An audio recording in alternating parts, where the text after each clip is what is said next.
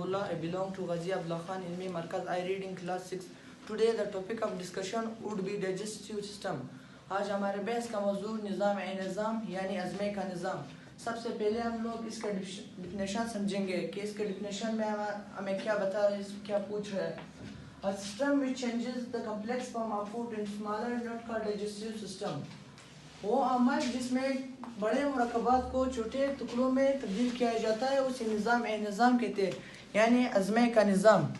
जब हम लोग डाइजेस्टिव सिस्टम का नाम सुनते हैं तो हमारे ज़हन में सबसे पहले स्टमक आता है कि इस अज़मा सिर्फ मैदे पर मुश्तमिल है, लेकिन ये बात नहीं है। इसके फिर मैं बाद में समझाऊंगा, पहले इसके डिफिनेशन समझेंगे। इसके कम्प्लेक्स का मतलब है पेचीदा खुराक, बड़े खुराक को छोटे हिस्सों में यानी स्मॉलर यूनिट को बड़े खुराक को छोटे हिस्सों में तब्दील करने के अमल को डाइजेस्टिव सिस्टम कहते हैं, यानी निज़ाम सिंपल लफ्ज़ों में पढ़ते हैं कि अज़मे का निज़ाम।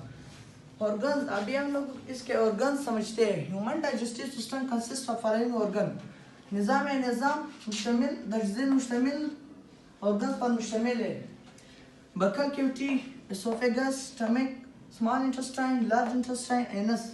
सबसे पहले हम लोग बकल कैविटी तफसील से समझते हैं। बकल कैविटी का मतलब खाने का है, मिसाल किसी चीज़ के अंदर जगह को कैविटी कहते हैं।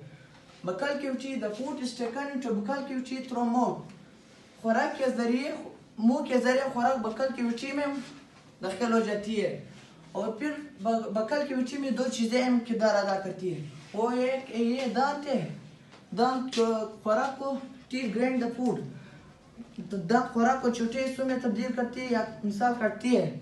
दूसरा स्लाइवा है, saliva makes the food soft and moist. थूक, स्लाइवा को थूक कहते हैं।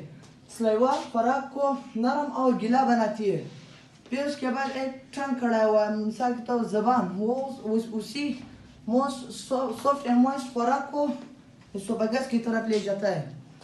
इसोफेगस, इसके बाद हम लोग इसोफेगस पढ़ेंगे तफसील से। इसोफेगस क्या है? इसको इसोफेगस कहते हैं, इस नली को इसोफेगस कहते हैं।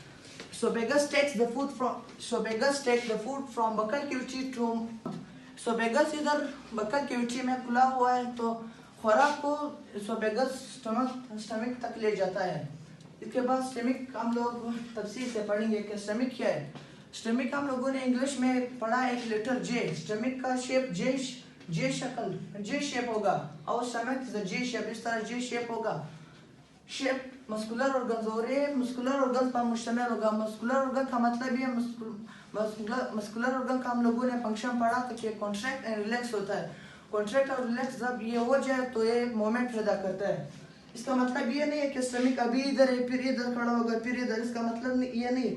स्टमक अपनी जगह पर इसकी दीवार से हरकत करती है, मोमेंट करती है। The gastric juice of stomach contains hydrochloric acid which provide help in digestion of protein.